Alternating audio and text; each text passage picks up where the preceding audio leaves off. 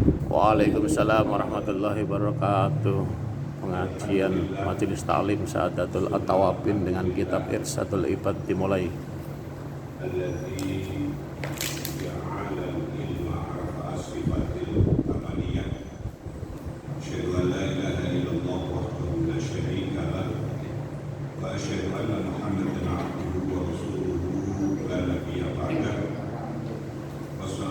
Wassalamu ala Rasulillah Muhammad ibn Abdullah wa ala alihi wa sahbihi wa man wala.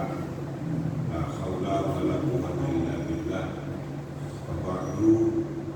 Qala Allah Ta'ala fi kitabihil karim. A'udzu billahi minasy syaithanir rajim. Wa jahidu billahi haqqa jihadih. Wa jtabakum wa ma ja'ala 'alaikum fid dini min haraj.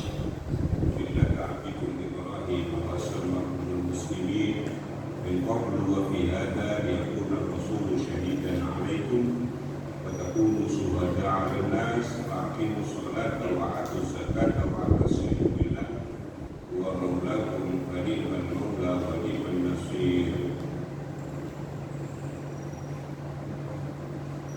وقال النبي صلى الله عليه وآله وسلم من يريد الله به خيرا يفقهه في الدين. Sadaqallahu fi qawli wa sadaqa Rasulullah sallallahu alaihi wasallam fi sini hadirin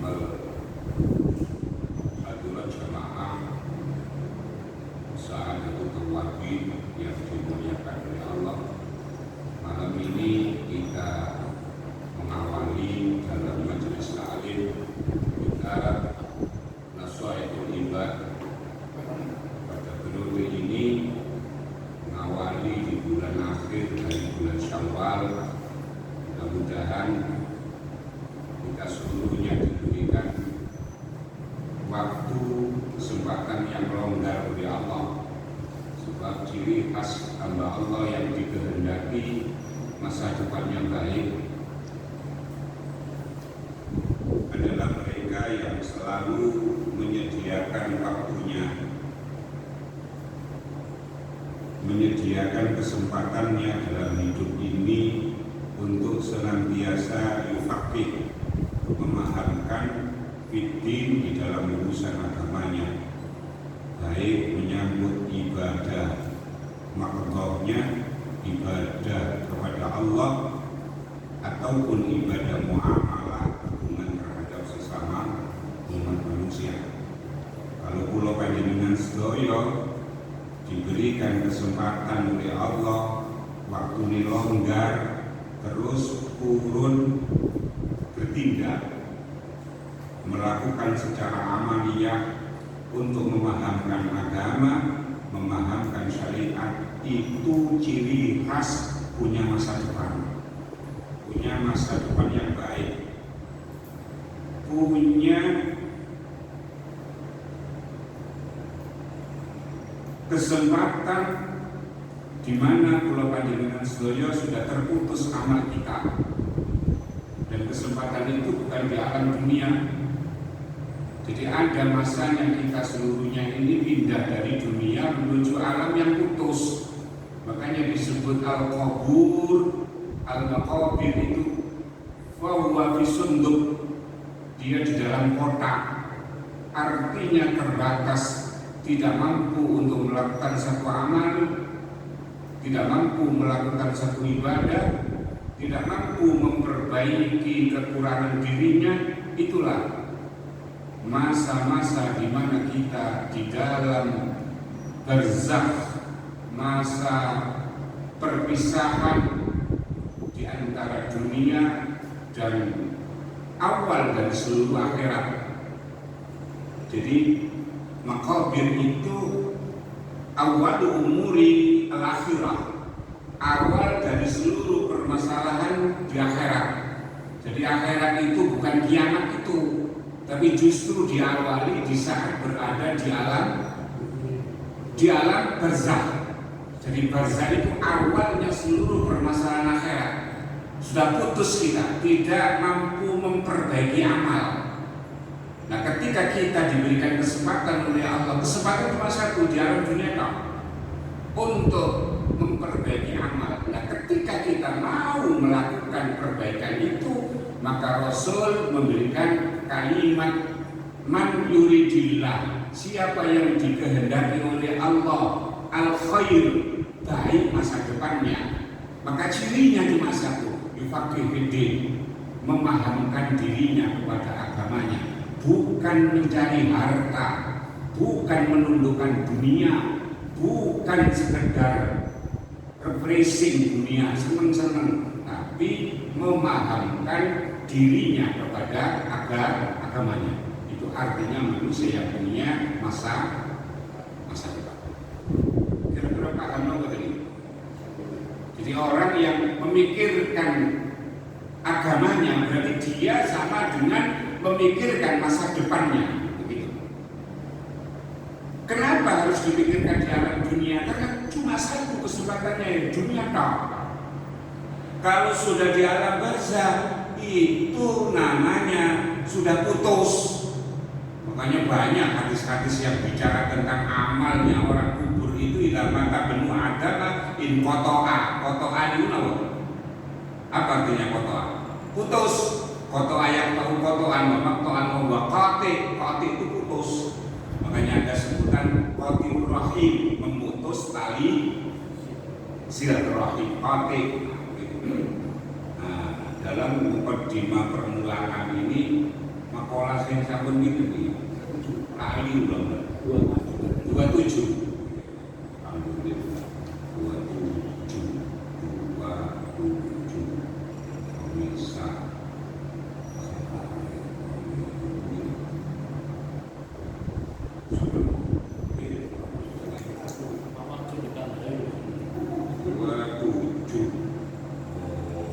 sahir berarti sahir. Al-maqalatu sabi'atu utawi mengucap as-sabi'atu kang pitu. Bisa ngikuti? Sakit. Kang pitu, kang kabeh pitu. Wal isruna lan napa niku? Likur puluhan. Maksudnya pitu likur begitu itu likur. Likur dawe qala sa'ir, qala ngendika sa'ir niki aslinya kitab Naslul Ghibah niku nika penyusunnya adalah Ibnu Hajar al-Asqalani dari kitab napa niku yang diambil dari Syihabuddin Ahmad bin Ali bin Muhammad bin Ahmad Asy-Syafi'i Asy-Syahir di Ibnu Hajar al-Asqalani, diambil kitab yang disusun oleh Ibnu Hajar al-Asqalani. Dawibun Sa'ir bin Bahril Kamil, saking Bahar Kamil al-Majzu' yang tersusun, yang berjus-jus, yang berbait-bait.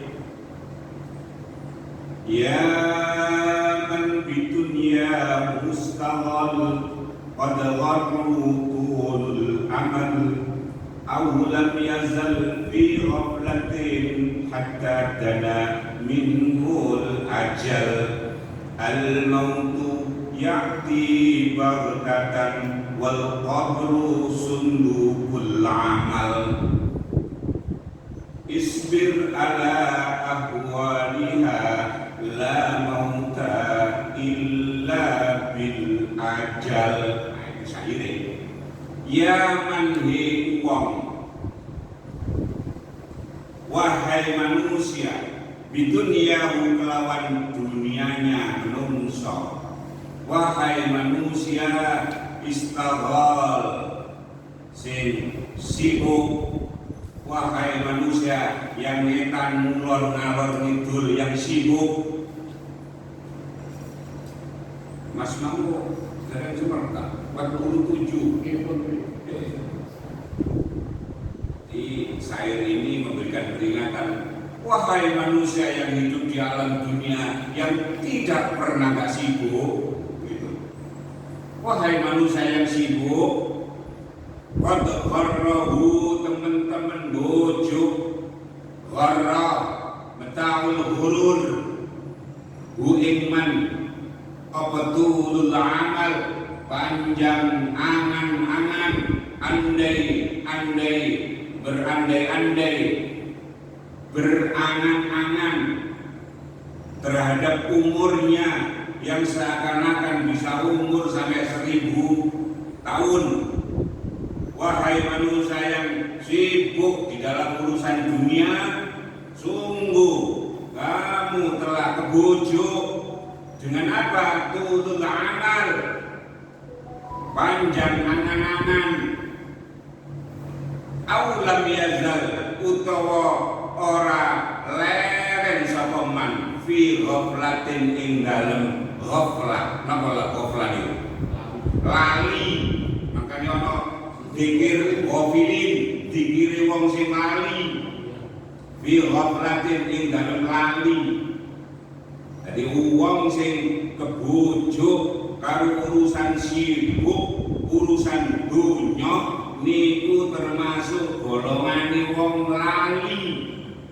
Lali masa depannya, pikirnya dia hidup selama-lamanya di alam dunia, padahal malakul maut selalu mengincarnya.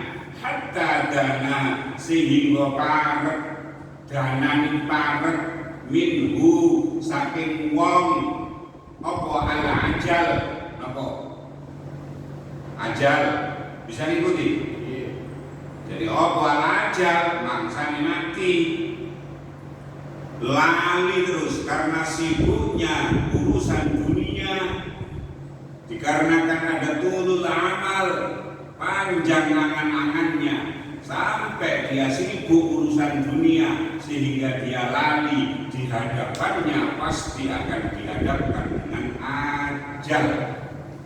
Al mautu utawi mati iku yakti, yakti iku teko, tidak usah dicari. Yang namanya mati itu pasti akan datang dan tidak akan salah alamat. Baghtatan kali ngagetno, baghtatan itu seketika tanpa ada berita, tanpa ada pemberitahuan.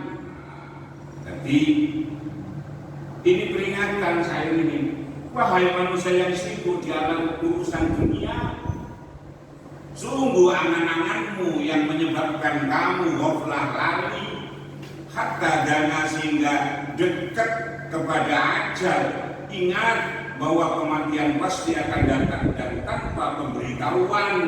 Wal qabru utawi kuburan iku sundukul amal. Kau belum disebut sunduk niku napa? Sunduk petine apa niku sing kotak itu ana durune mak itu. Ya peti. Sunduk keranda kotakan. Maksudnya apa itu? Kuburan itu ya kerangkengnya seluruh amal. Jadi tidak ada manusia yang bisa beramal sampai kepingin memperbaiki amalnya yang pernah rusak saja tidak bisa. Jadi itu kuburan itu. Sehingga yang terjadi hanya penyesalan. Karena itu isbir sabaro ala ahwaliya ing atase pira-pira pekiwune dunia, ruwete donya, sebab donya ana kekurangane. Engko oleh sibuk akhir lawak dhewe kurang, ya itu termasuk bagian dari ahwaliya. Ahwaliya itu ruwete donya. La mauta ora ana mati ku maujud illa bil ajal, kecuali kalau wis tutup maksane. Makanya mati gak usah diwedeni, tapi ya gak usah ditantang. Kalau durung waktine mati, wong sak bumi lho mateni tetep urip. Ini harus jadi keyakinan kita. Kalau durung wayahe mati, Meskipun sak donya iki kepengin mateni, dilarang selamat. Lho begitu. Ono ae carane Gusti Allah. Tapi sebaliknya kalau supaya nanti meskipun berlindung di bawah benteng yang kokoh jenenge al-maut itu tadi pasti yakti bakal teko dan tidak akan keliru. Hadirin. Jadi ini syair adalah memperingatkan kehidupan kita di alam dunia ini. Sibuk ya sibuk, tapi ojo sampai dulu amal panjang angan-angan. Ngerti panjang angan-angan ya? Berandai-andai. Andaikan dia kepengin ibadah krono panjang angan sehingga dia bersyarat nanti ya Allah saya ibadah ketika seluruh ekonomi saya sudah tertata. Nah, kalau tidak tertata, akhirnya tidak ibadah. Padahal yang namanya kematian itu selalu mengincar kita, begitu. Ojo sampai disi-disian, ternyata disi ajal. Akhirnya yang terjadi hanya penyesalan. Sementara dia sudah pindah dari dunia menuju kuburan. Kalau sudah di kuburan sundukul amal di kotak bisa. Gak iso memperbaiki amal. Quran saja menyebutkan hatta idza jaa ahadahumul maut qala rabbirji'uni. Ya Allah kembalikan saya ke alam dunia. Untuk apa? La'alli a'malu sholihan bima taraktu kalla, untuk menyempurnakan ibadah saya dulu waktu di dunia yang pernah saya sia-siakan, tidak saya perhatikan. Karenanya kembalikan saya ke alam dunia. Dijawab oleh Allah, kalla innaha huwa qailun, kalla innaha kalimatun huwa qailuha. Tidak mungkin kamu akan dikembalikan ke alam dunia. Justru yang terjadi dia dihadapkan qailuha wa min waraihim barzakhun ila yaumi yub'atsun. Kita dihadapkan pada alam barzakh sampai kita dibangkitkan pada hari kiamat. Nah, mumpung kita masih hidup, berarti Allah sayang kepada kita, memberi kesempatan, pergunakan kesempatan itu. Ojo sampai panjang angan-angan sehingga kita menjadi lalai, lupa, padahal kematian itu pasti akan menjemput kita. Ojo sampai terjadi penyesalan ketika penyesalan baru terjadi di alam kubur. Karenanya kesempatan hidup di alam dunia pergunakan sebaik-baiknya. Jadilah manusia yang cerdas, bahwa masa depan kita ini bukan dunia, tapi ada masa depan berikutnya, yakni di alam barzakh sampai kita dibangkitkan pada yaumul kiamat. Warawalan cerita ngriwayataken sapa Ad-Dailami, Imam Dailami, annahu ing setuhune Kanjeng Nabi Rasulullah sallallahu alaihi wasallam iku kala dawuh sapa Kanjeng Nabi, tarkut dunya utawi ninggal dunya. Boten tinggal dunia itu mati, boten. Orang yang meninggalkan dunia tidak begitu sibuk di dalam urusan dunia, iku amaru luwih pahit, soro. Uang itu kalau kepingin meninggalkan dunia lebih cenderung fokus kepada ibadah, iku amaru pahit, minas sibri tinimbang saking sibri. Napa? Sibri niku napa? Enten sing ngerti? Sibri, minas sibri saking putra wali. Putra wali niku pahit napa? Pahit. Iku sing pahit wong tinggal dunya. Maksudnya uang sing sara uripe nang donya iki tapi sarae bukan tundukan dunia, tapi sarae ibadah. Jadi sara ibadah tidak kepencut dengan gemerlapnya dunia, iku amaru, pahit, soro. Saking soroe diibaratno luwih soro luwih pahit timbang putra wali.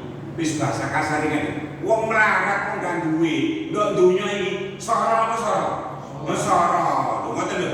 Soro. Tapi melarat dhek bukan melarat dunyane, ya mboten melarat akhirate, tapi melaratnya dia tetap saged ibadah. Ngoten lho. Paham maksudnya?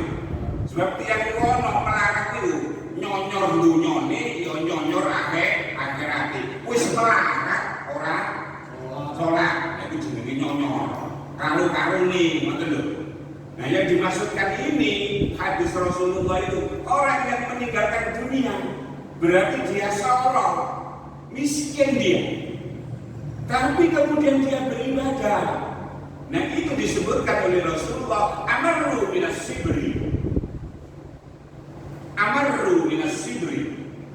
pahit daripada putra wali. Jadi wong ibadah itu sampai pikir enak tuh, sorong. Makanya nanti ada masa depan ketika di alam barzah gak soro name, ngoten lho. Soro itu sekali saja, ngoten lho. Ndok donya. Makanya ketika seseorang itu di alam barzah mendapatkan nikmatnya alam barzah, mendapatkan tiupannya surga, maka soro di sing donya niku gak krasa. Hei si fulan, apakah kamu dulu merasa soro, nopo soro melarat di dunia? Maka apa yang terjadi orang kuburan ini? Ketika sudah ditiupkan baunya surga, ketika dia di raudhah, di tamannya, di terasnya surga. Jadi kuburan itu ada terasnya surga, ada mikronya surga, ada nikmatnya surga. Nah, nikmat itu berupa salah satunya adalah anginnya surga. Ketika dihembuskan angin surga, maka si fulan ini ditanya, wahai manusia, apakah kamu dulu hidup di alam dunia soro? Jawabnya no, mboten, begitu. Lali soronya dunia itu. Sebaliknya orang-orang kafir yang tidak pernah beribadah, seluruh kenikmatan dunia didapatkan. Opo wae nikmat dunia di surga, tapi begitu di alam barzah langsung dicor sama Allah. Di saat itu ditanya, wahai manusia, bagaimana nikmatnya dunia? Gak enak, belas ya Allah. Soro, lali nikmatnya dunia. Wis gak kroso nikmati, tinggal sing kroso soroi. Kira-kira paham apa itu? Jadi soro lho dunia, sholat, menio maneh dikongkon sholat, dikongkon nabi karo wong duwe-duwe ana perintah sedekah, kupinge disebut sedekah, macam-macam lah. Hal yang bertentangan dengan hawa nafsu. Karena menungso kan betul ya. Aku soro dari duwe lha apa dibagekno wong. Nah, ketika soro ngoten niku hadirin, ketika di alam barzah mendapatkan nikmatnya alam barzah, itu ditanya oleh Allah lewat wakilnya, wajah rabbuka wal malaku sopan sofa. Urusan kuburan ditanya, kamu dulu pernah soro? Boten ya Allah. Kenapa demikian? Karena begitu mendapatkan nikmatnya alam barzah, seluruh kehidupan dunia yang soro-soro itu menjadi lupa. Orang kafir yang dulu nikmatnya luar biasa, begitu mendapatkan azabnya kubur, maka seluruh kenikmatan dunia dulu, sugih segala macam nih kebebasan lali kabeh, sing krasa gursa roy. Paham napa niku? Jadi arah urusan soro nggak soro, begitu nanti di alam barzah itu apa yang terjadi? Kalau di alam barzah itu adalah nikmat, maka seluruh soro dunia hilang gitu. Sebaliknya waktu di dunia ini enak segala macam kayak swarga, tapi begitu di alam barzah ini soro, maka nikmatnya dunia yang dulu pernah dia merasakannya hilang seketika, gak kerosok belas. Makanya saking nikmati itu sampai-sampai dibangunkan, kamu sudah tidur berapa hari? Setengah hari. Jadi orang yang dapat nikmat itu seakan-akan waktu sing suwe kaya sebentar. Bukti ini ngaten iki antara Ramadan dan Syawal ini kan Syawal. Tapi begitu nggak kosong, kayak lho wis oleh sak bulan, entek nih. Sebentar lagi Syawal wis entek, nggak kerasa. Ramadan begitu kosong, suwe direk tuh. Wow, teman kapan nang Rio? Itulah manusia betul. Bagaimana begitu mendekati Rio mikir macam-macam, wis banyak pikiran dunianya, tambah koyok suwe begitu. Itulah kenyataannya manusia. Karenanya terus Kanjeng Nabi Sallallahu Rasulullah, orang yang ditinggal dunia, yang meninggalkan dunia, maksudnya gak disenengi duit. Ono manusia lan dunia ini angel dari duit ini ono. Golek dhek iwan tapi angel. Akhirnya kok gak disenengi rezeki, titik rezekine. Padahal kebutuhannya akeh. Sarana apa Soroe ngoten niku Kanjeng Nabi menyebutkan amaru bin sirri, luwih pahit, luwih sakit daripada nelan putra wali. Tapi tidak apa-apa, kesabaran yang demikian itu akan diganti oleh Allah. Diganti oleh Allah. Karena dia tetap meskipun uripe sora ulun ibadah. Wa asyaddu lan luwe banget min hadmis suyufi tinimbang apa niku? Hadmis hakama menjelasi pira-pira pedang fi sabilillah ing dalam sabilillah. Maksudnya orang yang dalam keadaan ditinggal dunia, yang hidupnya serba kekurangan tapi tetap ibadah, niku luwih sara tinimbang munyah putra wali, lan luwih sara tinimbang dicel-cel kali pedang terbunuh oleh pedang fisabilillah di jalannya Allah. Wala yatrukuha lan ora tinggal ha ing dunya sapa ahadun ing wong siji illa atahullah angin maringi ing ahad sapa Allahu Gusti Allah mislama yuqta asyuhada ma ing barang yuqta kang den paringaken apa ma asyuhada ing pira-pira wong mati syahid. Maksude uripe sara tapi gelem ibadah iku luwih pahit tinimbang putra wali lan luwih sakit daripada dicel-cel pedang di saat perang. Iku gak ditinggal karo Gusti Allah kecuali Gusti Allah maringi sepadane wong ngono mau yukta diparingi asyuhada ing wong kang mati syahid. Masih gak dijajal pedang, gak soro uripe syahid. Dia itu syahid itu macam-macam. Jadi wong mati syahid itu macam-macam. Jenengan golek duit krana kanggo sanguni ibadah, dadak ditendang prauto akhirnya cemet mati, itu juga termasuk mati syahid. Makanya dibalik maneh opo wae penggawean kita, pekerjaan kita hendaknya diniati dengan niat ibadah. Opo ae wis, sebab golek duit itu jadi urusan ibadah lah. Jadi urusan oleh ridhonya Gusti Allah. Sampai ketika meninggal dunianya orang yang mencari harta demi keluarga, demi untuk ibadah, maka masuk dalam kategori ibadah. Watarkuha utawi tinggal dunya iki diterangno iku kilatul akli, sedikit imangan. Begitu. Apa maksudnya waktu kilatul akli? Kilatul akli itu gak segala macam dipangan. Berpola makan yang baik. Makanya saya masih bilang ini itu termasuk tinggal kesenangan dunia. Mangan diatur, kita oleh. Yuk qillatul akli. Sebab sumbernya penyakit itu kasratul akli, wong sing mangane akeh, ngoten. Opo ae dipangan, ngoten. Subhanallah. Wasibai lan tinggal donya niku termasuk wasibai, warak. Jadi gak tau luwe belas. Jika gak pernah ngrasakno wong luwe kaliren, wong gak tau poso warak terus ae. Nah itu. Jadi tinggal donya niku termasuk wong sing berpola makan yang baik. Iki kapi, iki elek, iki dadekno mudorot. Nah itu termasuk wong tinggal donya. Itu pahit, itu berat, tapi oleh Allah Subhanahu wa Ta'ala yu'ta syuhada, diberikan pangkat sejajar dengan syuhada. Napa niku syuhada niku? Wong mati syahid.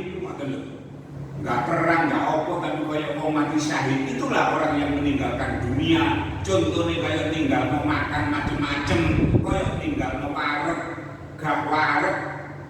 Di uripe itu gak seneng parek, terbiasa lapar. Tapi ojo sampai kelaparan. Lapar kali kelaparan itu beda. Terus ngoten. Itulah bentuknya orang yang meninggalkan dunia. Itu duit dibuang-buang, ngoten. Meninggalkan dunia itu artinya dia dijauhi oleh dunia, termasuk juga berpola hidup yang sederhana, pola makannya termasuk gak seneng kekenyangan. Wabudus sanai, wong tinggal dunia, meninggalkan dunia itu termasuk juga yang ketiga, berpola makan yang baik, tidak seneng warak. Wabudus sana lan sengit dielem. Napa niku? Bukan gila mana? Jadi gak seneng dipuji. Gak seneng dipuji. Aku gelem ning sedekah nang masjid Subul Salam 1 juta lho gelem, tapi awakmu kudu nulis nang jenengku ngelem aku. Ning dilem sedekah, ning gak dilem gak sedekah, itu gak meninggalkan dunia. Jadi orang yang meninggalkan dunia adalah sengit kepada lem-lemane wong, minan nasi saking menungso.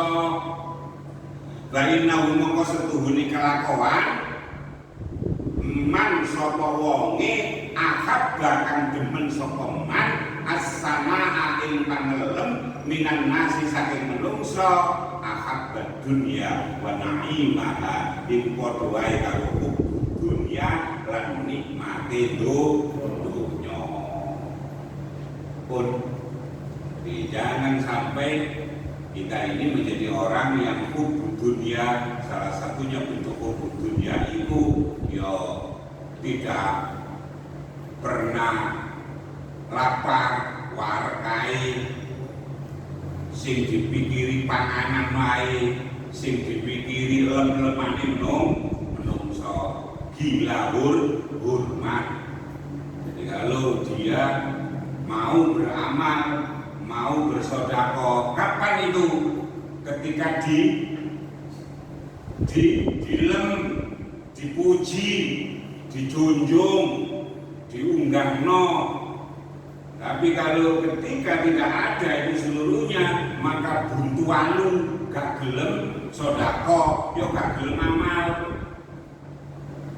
Itulah termasuk ciri khasnya orang yang cinta dunia. Wa man sarrahu lan sapa wonge bungaaken ing man anna ima apa kenikmatan kullan naimi kelawan sekabiane nikmat fal yada mongko becik ninggalno sapa man dunya ing dunya wasanaa lan pengalem kepujian minan nasi saking menungso. Siapa yang kepingin sarran na'imu mendapatkan hidup yang berbahagia, maka hendaknya meninggalkan dunia dengan apa? qillatul akli wasibai wa buhdus sanai minan nas. Sapa sing kepengin uripe bahagia iku berpola makan yang baik, gak seneng warak lan gak seneng pengalem-alem. Sebab kalau bicara ujian ini hadirin, itu nanti banyak macamnya. Ada yang gila harta, gila jabatan, gila kedudukan, dan muncul harga diri nantinya. Segala macam diukur dengan harga diri. Apa yang terjadi? Akhirnya menjadi egois, menang sendiri. Akhirnya kalau nggak ada orang yang ngelem, dia nggak bertindak. Kalau tidak ada orang yang menjunjung, ya akhirnya tidak ada ibadah.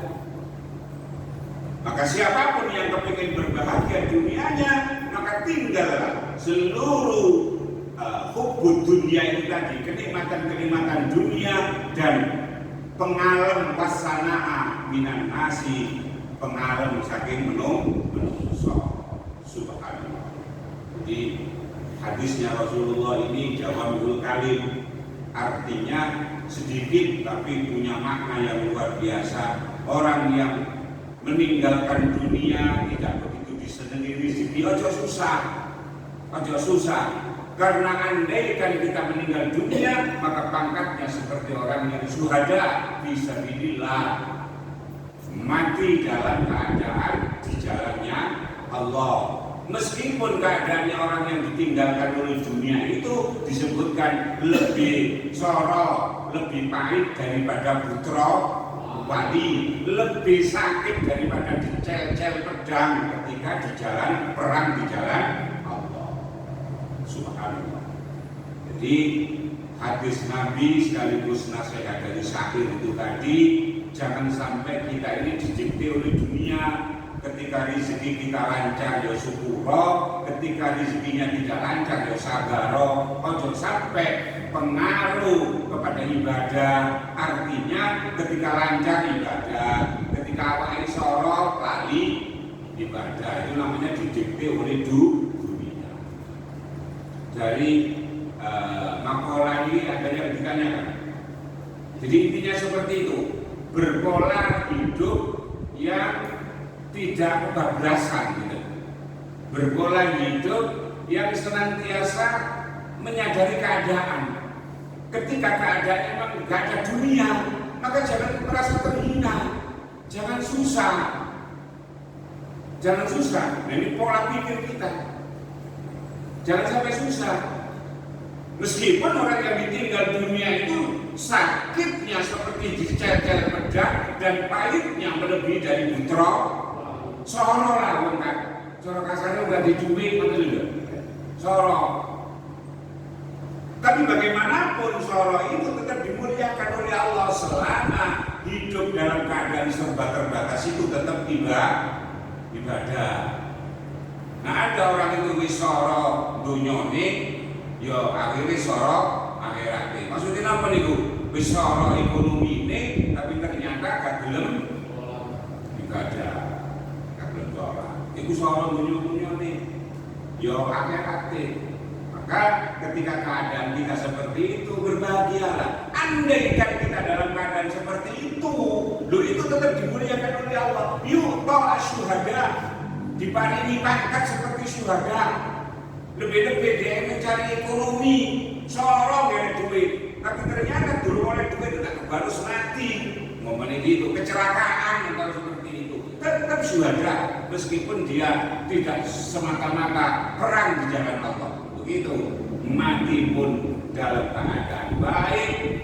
Ketika hidup soroni kayak ngono tetap dipuji oleh Allah Subhanahu wa Ta'ala. Karenanya jangan merasa terhina dengan hilangnya harta dunia. Sampai-sampai Rasulullah menyebutkan uang sing meninggalkan dunia itu uang sing mitikno mangan, qillatul akli, gak segala macam napa niku, napa masuk kuai blek tanpa ada seleksi. sikile ayam oke, sikile mejo amblas. Jadi opo amblas. Itu namanya hubud dunia. Terus gak tahu luwe, warak kae. Nah biasanya wong amal suara itu syahwatnya gede, ngoten warak kae. Terus gak punya empati kepada orang yang susah. Di sekelilingnya ada orang susah, gak peduli deh, gak pernah merasakan lah lapar kok enak kok. Lebih-lebih pikirannya juga selalu kepengen dipuji oleh orang lain. Iso api nang wong kalau dipuji wong, leren nanti alias elek kalau nggak ada yang puji, gak sampai amal apa gitu. Kecuali kalau sampai tulis sih, papan gede kampung pojok kampung, jenengku momen apa lo amal. Kalau gak ada ngono, amblas ono. Di selalu diukur dengan apa nih? Pujian kepada orang lain, menguntungkan dirinya. Warawa Ibnu Majah annahu sallallahu alaihi wasallam iku kala dawuh sapa Kanjeng Nabi, man sapane wong kanat kang ana sapa wong barang siapa niyatuhu apa niyatuhu niyate al akhirata iku akhirat. Ternyata niat itu ada dua, ada niat dunia, ada niat akhirat. Maka siapa yang seluruh urusan dunianya ini, nggak dunia ini loh, nggak kuburan loh ini, di dunia ini, tapi kemudian niatnya itu selalu disandarkan akhirat, niatnya itu disandarkan kepada Allah. Oh wae Allah lillahi ta'ala. Apa yang terjadi? Kata hadis riwayat Ibnu Majah, jama'allahu apa itu? Jama'allahu, siapapun manusia yang niatnya selalu sandarannya itu akhirat, rabi wae yo niate akhirat, api karo bojone yo niatnya akhirat, karena itu amanatnya Allah kepada saya, itu tanggung jawab saya sebagai anak kayak Pak Mehmet ini, ngerabut wong tuane bukan karena kepengin mendapatkan pujian dari saudara-saudaranya, tapi niyatul akhirah, niate iku krono akhirat. Maksudnya akhirat itu lillahi ta'ala, krono Allah. Maka apa yang dilakukan oleh Allah? Napa hadirin? Kalau ada orang yang niatnya itu sandarannya akhirat, napa itu? Jama'allahu. Nah, itu jawabannya Allah itu. Apa itu? Jama'allahu, mongko atau moko, apa niku? Ngumpulake sapa Allahu Allah lahu marang wong samlahu ing perinciane wong. Ngertos maksudnya niku? Maka Allah mengumpulkan itu artinya andaikan dia itu niat untuk menundukkan mencari harta dadak oleh umedidi, tapi sandarannya niat mencari harta itu karena Allah, maka Allah mengumpulkan. Maksudnya akan menjadikan yang sedikit itu akan muncul nilai keberkahannya. Andaikan dia punya rencana, Allah pun akan membuktikan rencana itu. Gitu maksudnya.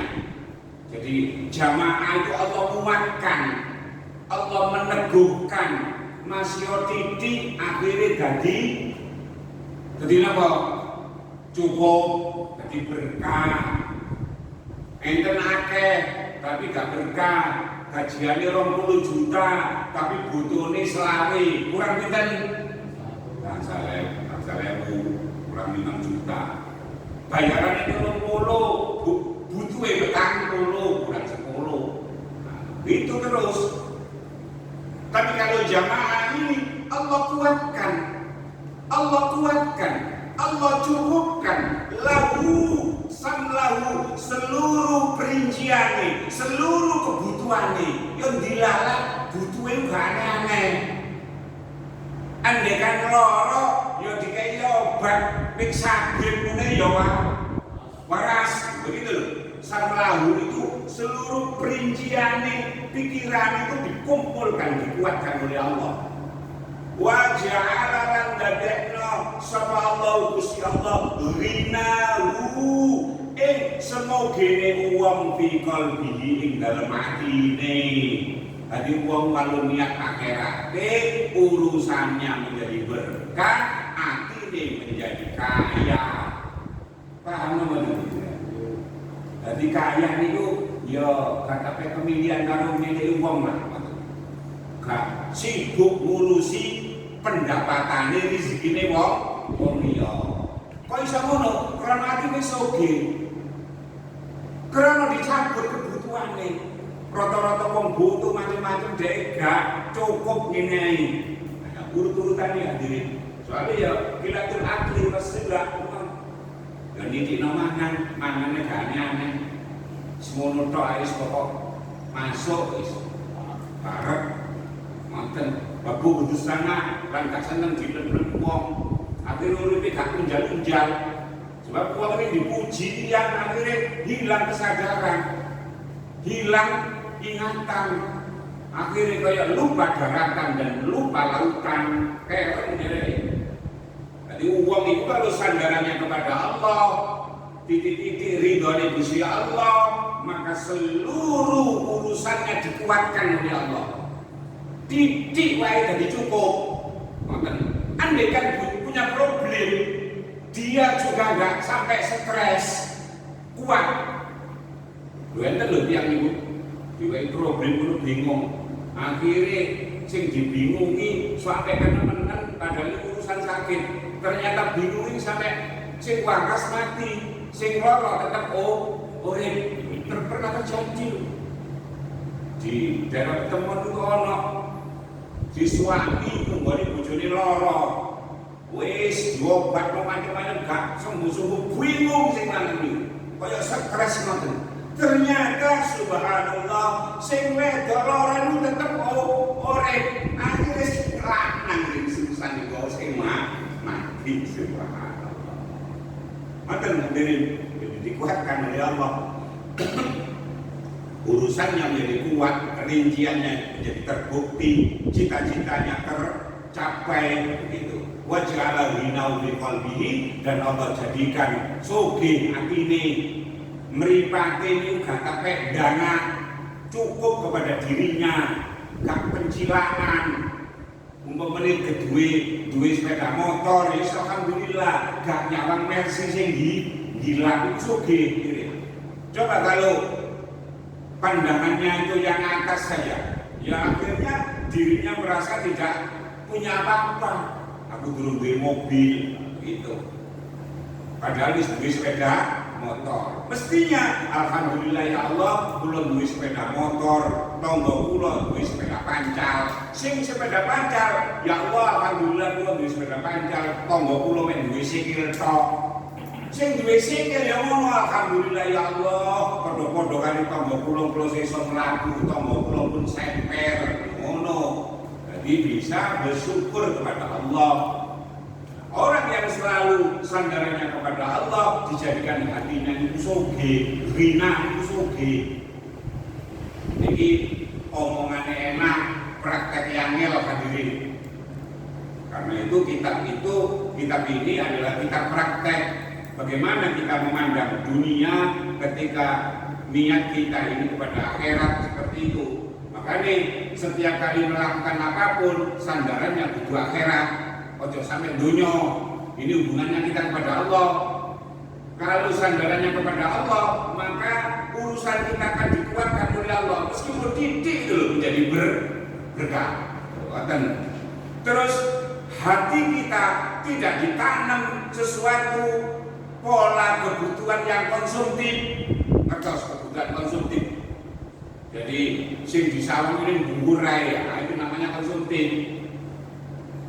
Duit baju rolas ngono kepengin 4 padahal nek digawe sak lembar tok.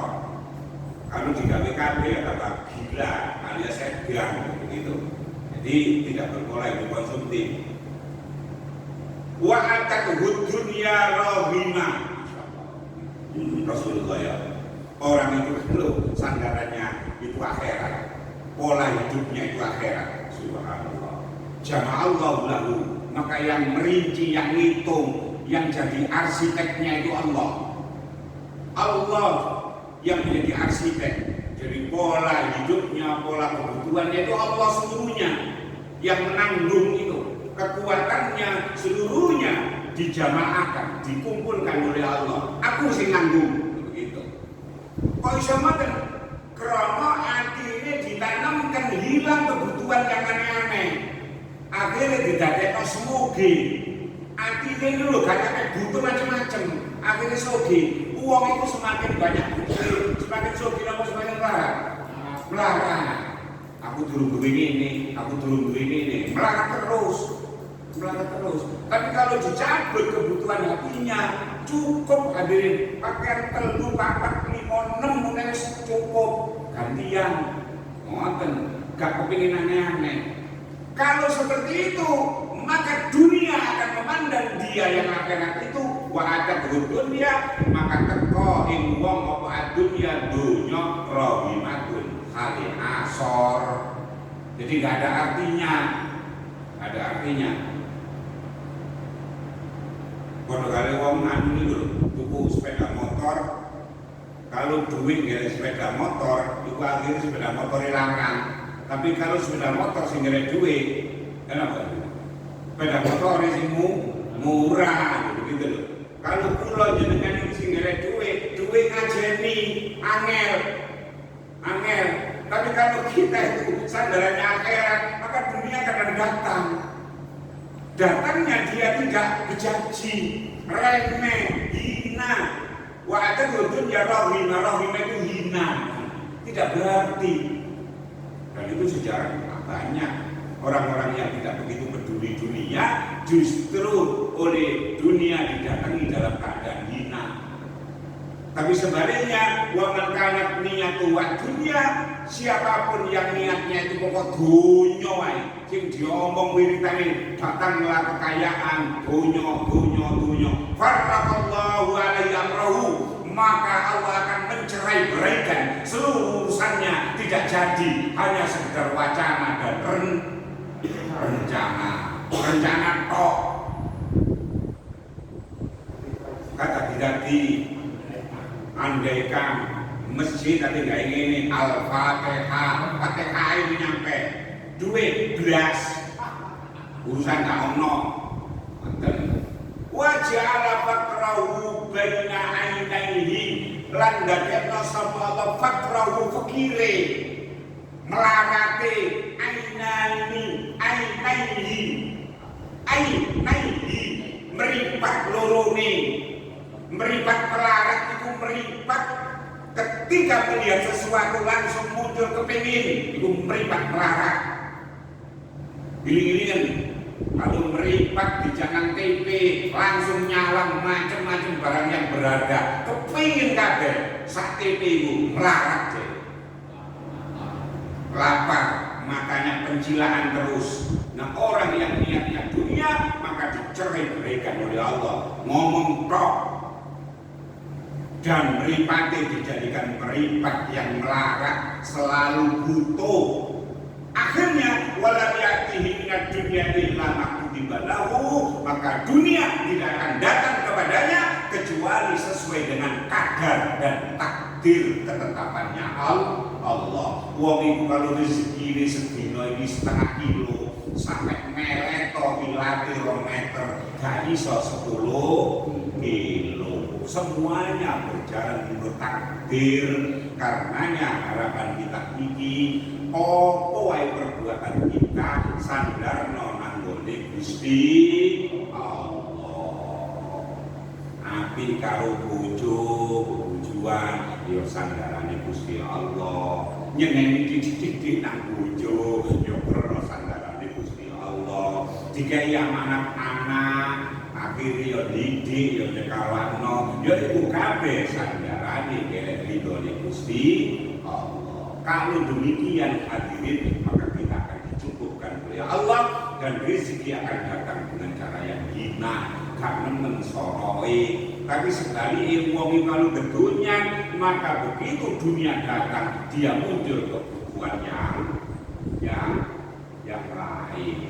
Iki kepenuhan, muncul keinginan yang lain sehingga hidupnya tidak akan pernah cukup, selalu kurang.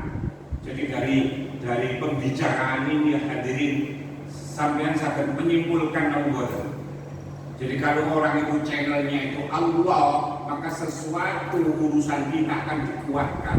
Yang jadi arsiteknya, manajernya itu Allah. Ditanggungan Gusti, aku gak belum nyuwek lambe kok. Jenengan sing nyuwek niku. Urusanku ya Allah, kalau urusan rezeki, aku gak tahu. Pokoknya Allah dhewe kan jenengan perintahno ikhtiar. Mengenai kepastian oleh piro gak tahu. Urusan jenengan gak ngerti aku. Nah, orang yang demikian itu, maka dunia akan datang kepadanya dia dengan cara yang ini. Tunduk dunia.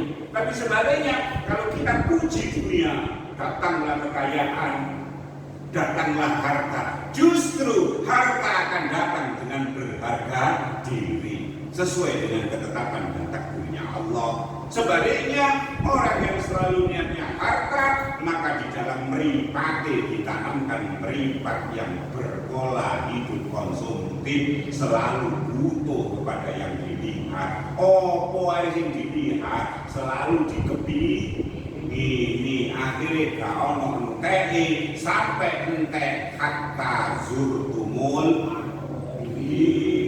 wis. Jadi pandai-pandai kita mensikapi. Sebab kalau dianggap kurang, ya dunia selalu kurang hadirin. Gak ada cukupnya. Padahal kalau wong wedok dunia itu mereka wong wedok. Wong lanang model opo gak ono sambate wong wedok iki. Ono sing sijine kurus momene sing wedok, tetep sing lanang lowo gede, tetep terus sing wedok ampun. Lah apa buktine pas kae malah duwe anak. Ngoten lho. Enten apa ngoten? Ya wedok ngoten.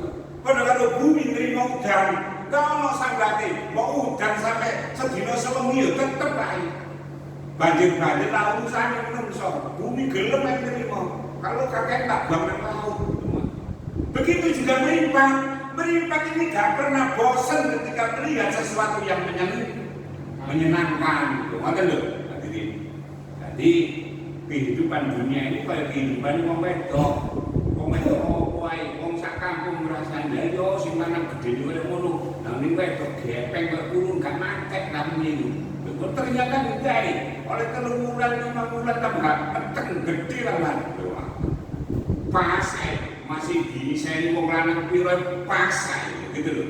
Gak ono nolak itulah dunia seperti itu. Podo meripat itu digawe ningali ngopo mawon ketika senang muncul keinginan. Karenanya ketika kita hidup di dalam dunia ini sandarkan kepada Allah agar kita dikayakan oleh Allah, hatinya kaya, meripati KTP butuh, urusannya dikuatkan oleh Allah. Ojo ditanggung diri.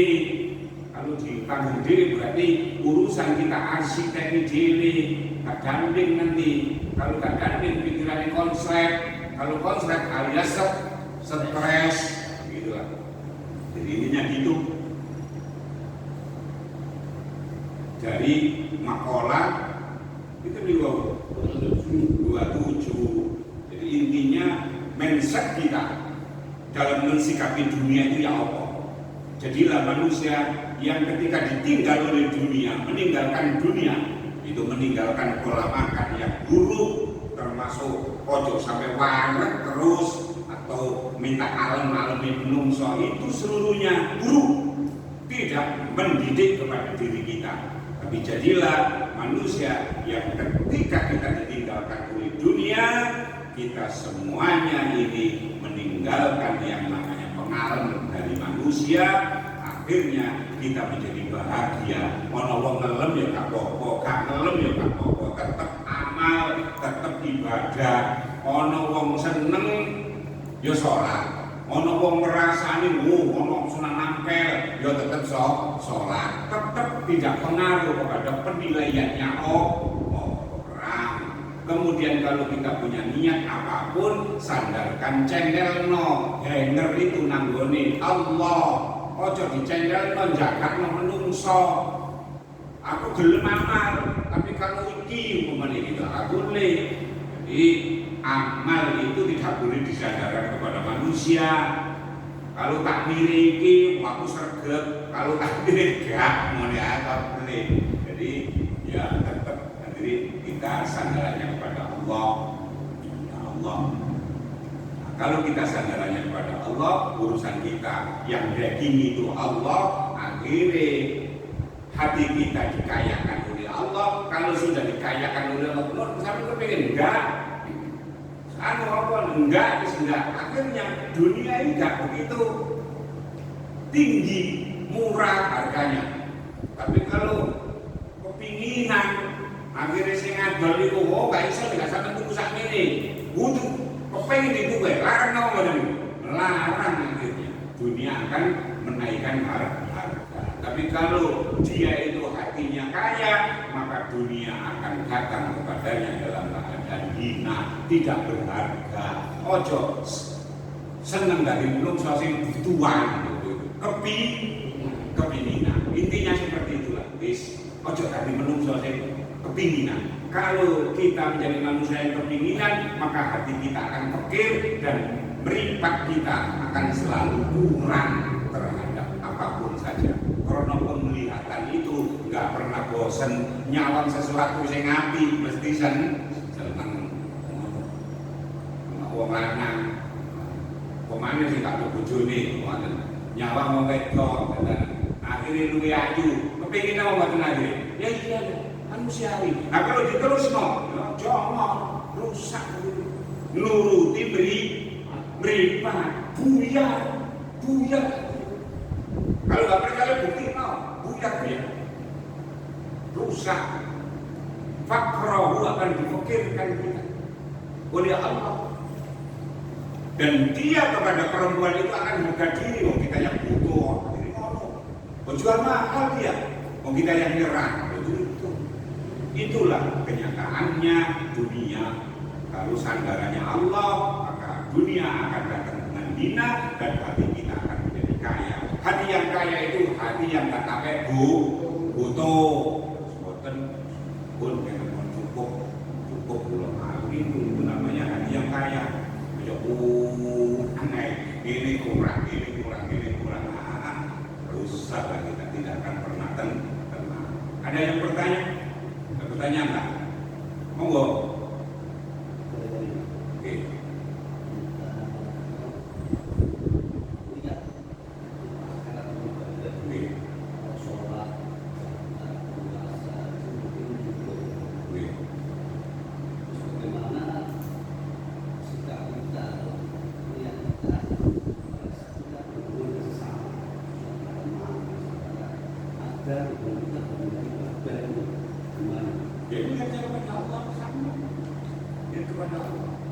Kalau niat kepada Allah itu kan artinya ketika di antara dua persahabatan ini ya cinta karena Allah, benci pun karena Allah, ketemunya juga karena Allah, berpisah pun juga karena Allah, kita berteman.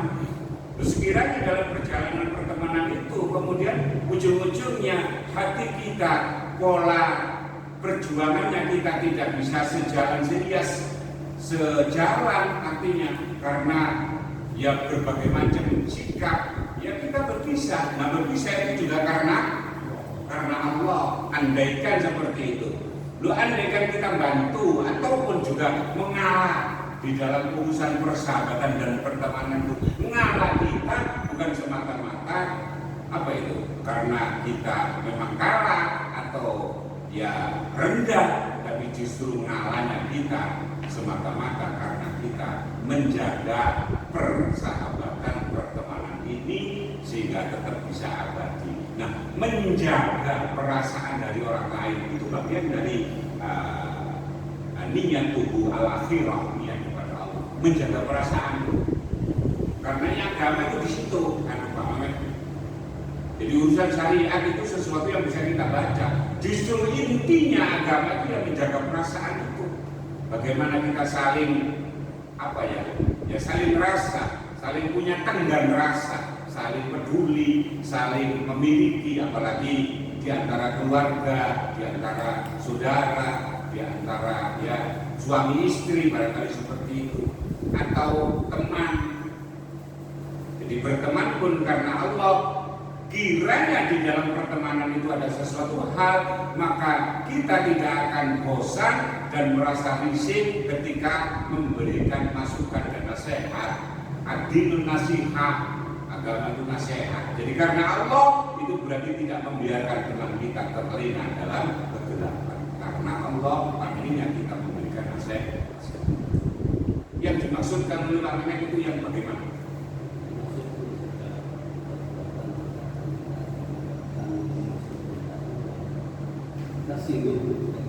Oh iya,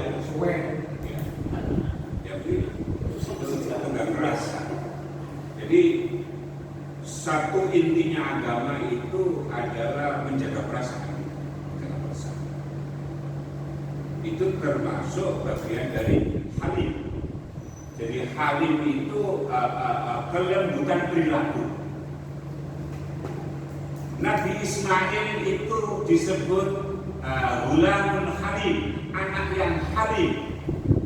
Anak yang halim itu tahu kalau itu perintahnya Allah, tapi kemudian muncul, ya Allah, wahai bapakku, laksanakan.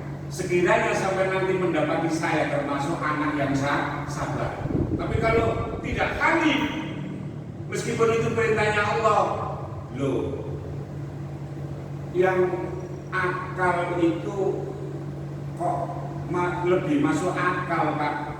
Kalau anak dan bapak itu dagingnya lebih gurih bapak, Pak. Maksudnya apa, Nak? Ya sing pantes dibeli itu dituangku, Pak.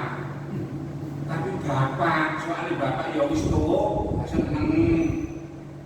Lagian ya wis tuwa enak, itu jenenge arek cerdas. Tapi kalau anak yang halim, meskipun dia menanggung risiko seperti itu, tetap menyenangkan kepada orang tuanya. Itu halim itu, menjaga perasaannya orang tuanya. Lebih-lebih orang tuanya itu mendapatkan perintah itu dilandasi bukan semata-mata perintah langsung, tapi karena lewat mimpi. Karenanya mimpi yang demikian itu hanya berlaku kepada Nabi Ibrahim, tidak berlaku untuk umum manusia.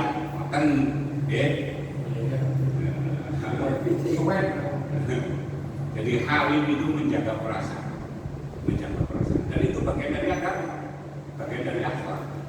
Lebih-lebih ketika kita berteman menjaga perasaannya dia, mempelajari karakter wataknya dia.